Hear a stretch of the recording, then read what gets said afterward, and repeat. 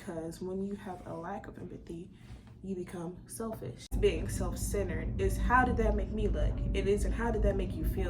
You lack empathy with yourself, therefore you lack it with other people because you feel that they are undeserving.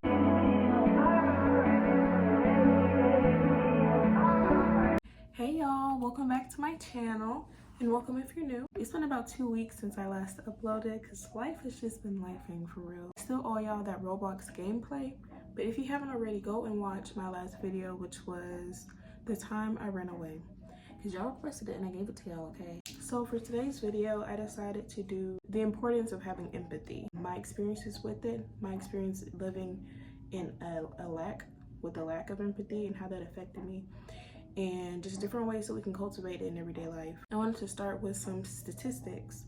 So the CDC, they put out a statistic that says that 1 in 3 adults are lonely and 1 in 4 adults in the US don't have emotional or a social support system. And I wanted to start off with defining empathy and also defining selfishness, because when you have a lack of empathy, you become selfish. So let's define selfishness right now. So to be selfish is to lack consideration for others, concerned chiefly with one's own personal profit or pleasure. Yeah. Empathy, Merriam-Webster defines it as being aware of and sharing another person's feelings, experiences, and emotions. Also the ability for this. And the ability to understand and share the feelings of another. Here are my experiences with and without empathy. So we're gonna start back in high school, probably around 8th grade. Around 7th and 8th grade, I started to change emotionally, physically, socially, and I need to dive deeper into why and what was the root cause. I know there's always stuff going on in my life, always. There's always stuff going on in everybody's life. There was just a shift in me, in my spirit at that time, and it was a negative one, unfortunately. I don't have anyone to blame. I think it was just circumstances, my lack of knowledge and wisdom to navigate through those hard times that impacted the way that I interacted with others and how I viewed myself as a person. You know, high school is always a interesting time. It's kind of that point in life where you are navigating how you handle friendships, how you handle situations, You know, are you a fighter? Are you a flyer? Are you a truther? Are you a liar? You know, you're forming who you want to be seen as after you exit high school. You know, who am I going to be in society? Am I going to participate in these organizations in high school? Am I an athlete? Am I an advocate? Am I a creative? Personally, I think I was just caught up in so much of my own problems that I did not take the time or responsibility or accountability to form myself or my being as a person. I think I was caught up in everything that was going wrong, everything that I wanted, everything that I think that I wanted that did not come to fruition, and I began to take it out on other people as well as myself with self-destructive tendencies that they follow you. When you get in a routine, you pick up habits. That's just your lifestyle. A habit every day becomes your lifestyle at some point. Just like how you have a habit of going to the gym every morning. Well, I had a habit of listening to like XXXTentacion every morning at 7 in the morning before school. You wake up for school already in a bad mood. I don't want to be bothered. Don't ask me nothing. Don't speak to me. I'm not speaking to you because I don't want to be here. You know, that's the vibe I was on for some reason. And I wasn't always like that, but I definitely think it was just the circumstances and some of the people. You know, it wasn't just me, of course. I had classmates and friends at the time who were also trying to find themselves, and we always got caught up in each other's mess because we just didn't have boundaries at that point. So I also think that might be some of the cause for concern. Being really self-centered in the sense that it wasn't really about how I made others feel. It was more about how did they make me feel in this moment and how am I going to respond? And it usually was with aggression or back talking, constant warfare. I remember there were several occasions where I'm gonna say this. I redirected my energy to other people in situations that I probably shouldn't have, because I wasn't able to deal with my self-loathing, and I wasn't able to deal with my unsatisfactory and my failures, which you don't really have any failures in like middle school and high school. It's just, you know, I wanted to be in the student government, or I wanted to make the track team, or I wish I was better at this or that, or my grades weren't looking good, and now I'm bad at math. Everybody thinks I'm stupid. You know what I'm saying? So it's just like, when you are, 1, a people pleaser, 2, self-critical, and 3, you hyperfixate on every little thing, it's just bound to be chaos. And you don't have any means of effectively caring for and attending to these problems. So of course I was bound to hurt people in this process because I was a hurt person. Honestly wish I could go back and change my actions, and also apologize to everybody that was hurt during this process, because this was an ongoing thing up until probably this point in my adulthood. But that's the importance of empathy, because you have to empathize with yourself at some point. Well, you have to empathize with yourself first to understand what was going on in your life. I became so fixated and attached to one of my friends because I felt like this was the only person that really understood me, saw me, listened to me, cared for me, and whatnot. And in that process, I kind of became like a guard dog almost, because I'm the type of person, if you harm or try to hurt somebody that I love, I'm probably going to come back for you. I'm definitely coming for you, right? And I think that's how most people are or should be, to a certain extent. I took it too far. I usually took it too far, because I was a crash out. I've been a crash out since birth. I've literally been a crash out since I came out the womb. I don't know, bro. I'm just very protective. And I think that's the difference. Like, I thought it was empathy, but it really was, I was trying to control a situation or an outcome because I felt like I had no control elsewhere. And there's a situation where a group of people was picking on my friend, and I was also cool with this group, kind of, sort of. It's complicated. And it shouldn't have been. Life just gets complicated. People get complicated. People don't know who they are or who they want to be and who they want to be around. And that just, especially in high school, you know? So, like, of course there's like going to be fights or drama or rumors being spread because, you know, we ain't got nothing better else to do. We don't work. We just go to class and look at each other all day. So of course something's gonna happen. I feel like it became almost my life's purpose to get revenge and avenge my friend because she was going through so much stuff. And then pretty soon I started forming enemies. Like, my friends became my enemies because I interjected myself in somebody else's drama when I shouldn't have. But I thought I was empathizing. I was not. I was trying to control an environment, which is also a form of being selfish, is being self-centered, because I never asked my friend, like, hey, how do you want to go about this? Or what's my place in this? How do you feel? Who have you talked to? Have you told an adult? You know, that's the way it should have been. But of course, I was a different person during that time. We all have to go through life and make mistakes to experience changes. And, you know, I can't really say that I regret anything because I will not be here sharing my story with you. In that process, I created a lot of enemies, and I feel like I started to curate myself around this personality that I was a mean and aggressive person, when in reality, that's not true at all. Not true at all. I feel like it changed me in a way that my anger became one of my primary emotions. There was no calm, there was no peace. I could go from 0 to 1,000 because I was never really at, I don't know if I ever really was at 0. I think I was always like at a 5, because I would just sit there and think about all the ways that I could get back at these people, all the things that I could do, all the things I could say. If they say something to me, I already had a response ready, because that's just how I was. It was very weird, very much. I didn't have nothing else to do with my time, I guess, although I should have been doing my work. I should have been trying to focus on my grades, but you know, that's neither here nor there.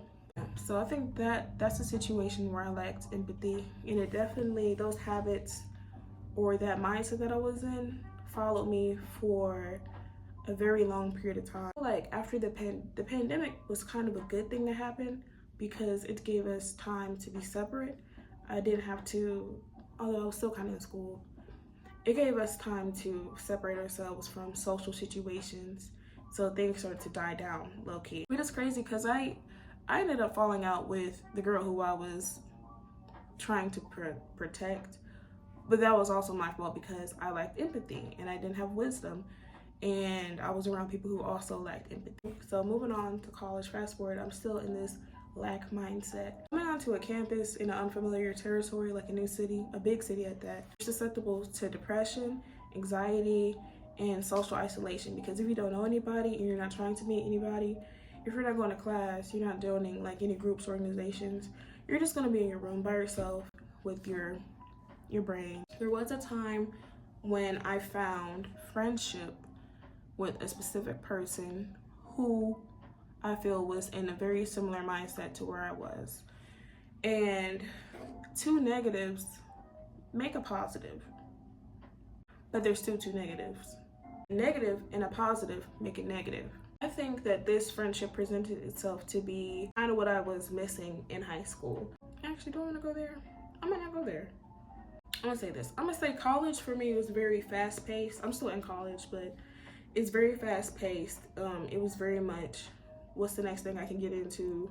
What's the move? What's the party? You know, everything that I shouldn't have been dealing with, I was probably dealing with. Because it was my freshman year, you know, sophomore year, you're 20, almost 21. But, you know, everybody has a fake. Everybody can get into the club if you cool with the bouncer. And living in a very fast-paced environment with no boundaries, it was a time where I was living with like close to no discipline. I was still very much a self-centered person.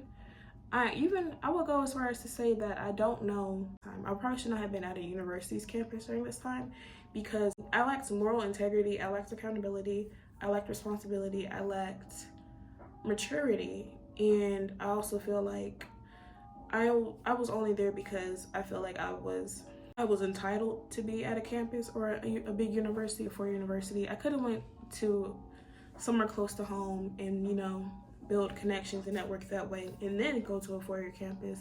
But I am the type of person where I want the best thing now and I don't want to wait. My only reason for being on a campus was just to be on the campus.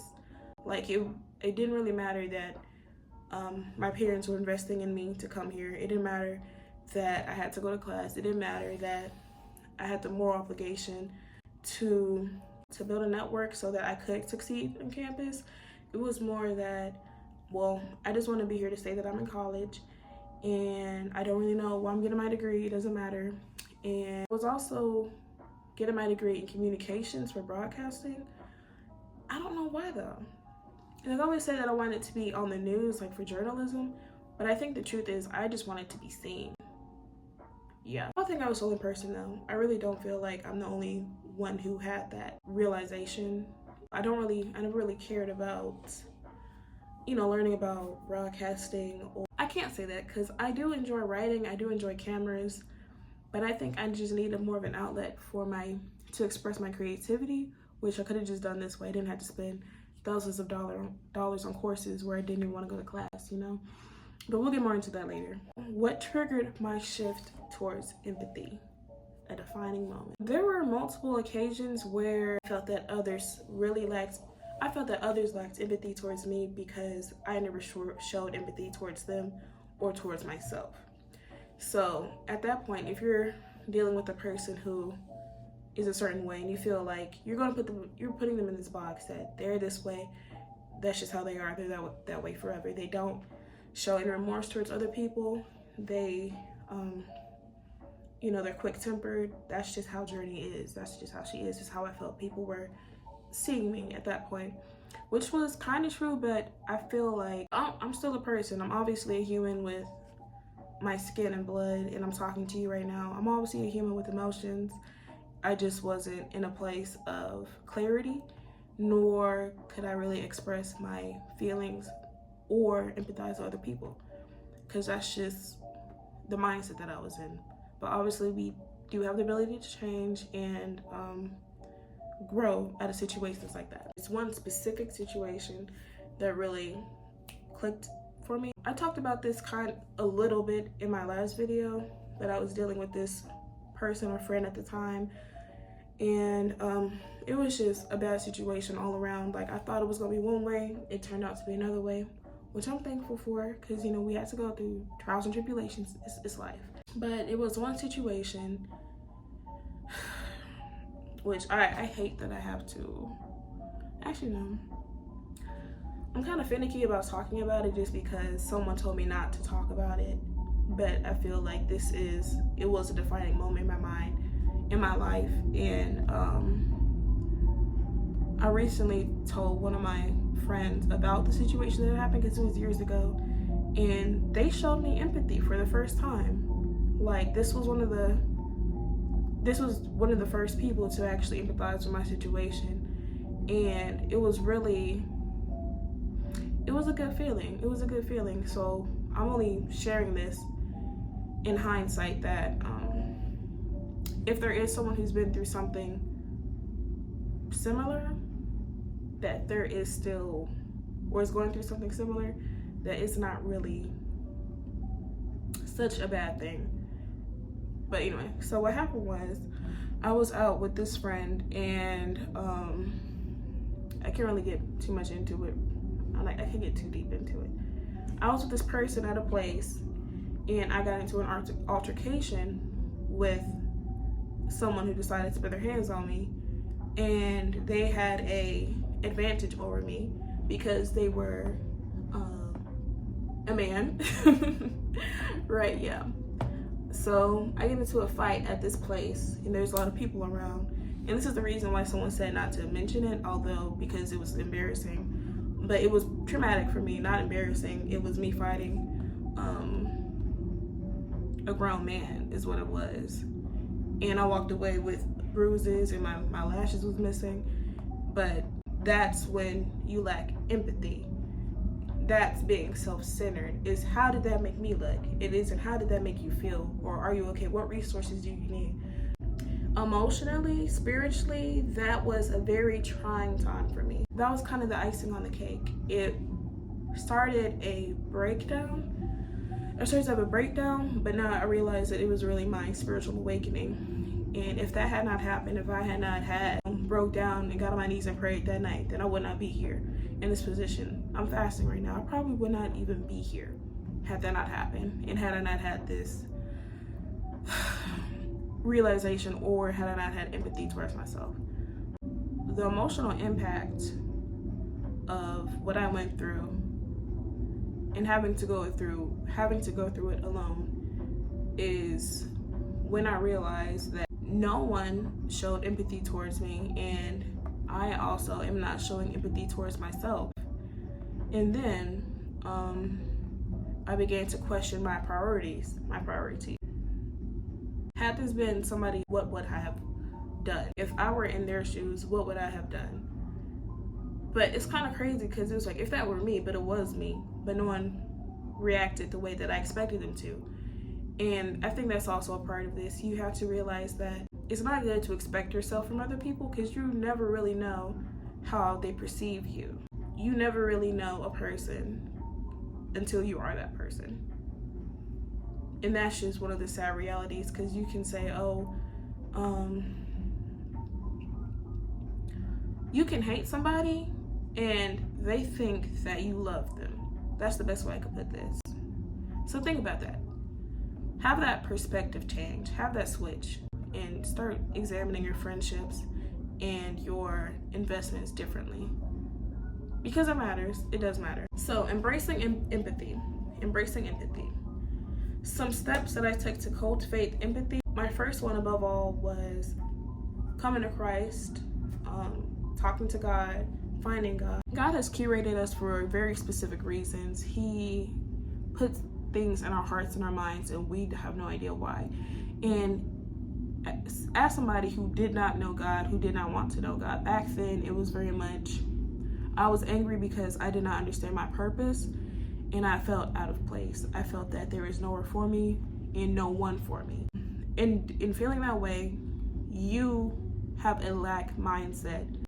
You lack empathy with yourself, therefore you lack it with other people because you feel that they are undeserving of empathy. I started praying. I just tried to find ways to understand more, to understand myself more, to find myself, to find what my purpose was as a human being, as a follower of Christ. Why did God put me here?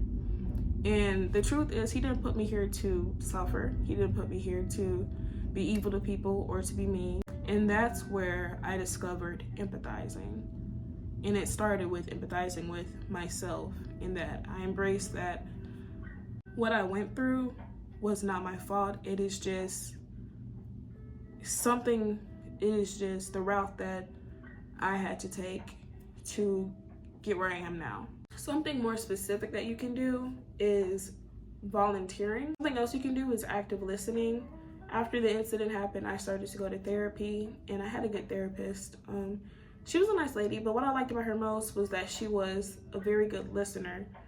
When I walked in, it was my first therapist. When I walked in, I expected her to have questions. I wanted her to ask me questions. I did not want to talk about what I was going through or what was going on in my mind. She was like, so why are you here today? Girl, why are you here today? That's what I wanted to say. Why are we here today? Girl, I don't know. I really don't know what to tell you. Like, where do I start? I think that's what I said. I don't know where to start. And she was just like, well, just start what's on your mind. And I ended up talking for almost 2 hours. And it was very calming. And I expected only to have a good outcome if she gave me solutions, but that's not what she was offering. She was offering her undivided attention, and she empathized with me. She was like, okay, what you went through was heavy. She asked me what I was looking for, and I didn't really have anything except for, I just wanted someone to talk to, and then she gave me resources from there. But I think that there is a hidden gift in listening. You don't always have to talk. You don't always have to be the voice of reason. You don't always have to give solutions because you probably don't know what to do either. So don't be a bearer of false hope. Just be there for people. That's a good form of empathy. Just understand and appreciate that you're somebody that they trust enough to go to in times of need, and that's the reason that they went to you for, just to listen, unless they say, I need advice or what should I do. Another way is through a perspective change. So this also led to why I changed my major from communications to political science. My concentration is in human rights and social justice, because in my spiritual journey, I found that I have a need and a want to help people, and also to help my own community, because we go through so many trials and tribulations. It would be kind of weird for me to go to college and then not, to go to college, get a degree as a first generation student who is also a minority and a woman. I kind of have a moral obligation to deepen my understanding and extend my educational endeavors, my academic endeavors to the deepest extent. So that's what I wanted to do. I wanted to help people. I wanted to gain knowledge so that I could put it back into the community. I didn't start taking this stuff serious probably until after all this happened, honestly. So I really understand why God allowed these things to happen, because I was hard-headed. I was just mean and hard-headed, and I probably would be the same way had these things not happened. Yeah, so I switched to poli-sci, and I started looking at organizations that I could gain more, hands-on experience in. So volunteering in advocacy groups, find something that you're passionate about. It might be solving child hunger, poverty, giving clean water, doing missionary work. There are all types of resources that are out there for people. It's just very broad, but really sit and think with yourself. Why am I here? What's my purpose? How can I help people? And where do I lack empathy? What are the communities that I don't empathize with? And that might be who you need to find work with, honestly. Also, volunteering is just a great way to meet new people. If you do feel that you're socially isolated, volunteering is the best way, because you don't know these people, they don't know you. It's a clean slate. And I think the last thing I would say is a perspective switch. pick up a book. Just find ways to stimulate your mind, get out of old habits, find a new habit. If you have a habit of cussing people out, just try not to. Just find a new habit. Instead, exit the situation. Journaling is great. I love journaling. That's honestly something else that's helped me a lot, because it's so fun to write something down, forget about it, and come back a year later and find it and look at how much you've grown and developed since then. Self-reflecting is a beautiful thing, and I think there has to be some sort of psychological or scientific research done on self-reflection and journaling, because it's such a great way to just, it's honestly a blessing, because you can see how far you've grown. It's almost like planting a tree. Like, you put the seed down there, and then over time you start to see it grow, and then you have a whole tree that's bearing fruit. That's a beautiful thing. Developing empathy is an ongoing process that requires continuous effort and self-reflection. I'm still on my journey, spiritually, emotionally, mentally, physically, but finding empathy was really a defining moment in my life, and I feel like it has changed the course of my destiny, and I'm very grateful for everything that God has put me through up to this point. Don't look at every bad situation as a failure. Look at it as an opportunity to stimulate your growth, for you to blossom. Because I could have took that incident that happened, I could have put it in my heart and let it fester, and I could have had ill will towards everybody involved. But no, I went to God with it, and He showed me where I lacked empathy for myself, for everybody involved, and I grew with that. Well, I think that's where I'm going to end this video. I hope that I got my point across. I hope that it makes sense, and I hope that you enjoyed watching. If you haven't already, leave a like, please subscribe, and share my videos so they can get seen, please. I love you. Much love from ldae, and I'll see you in the next video.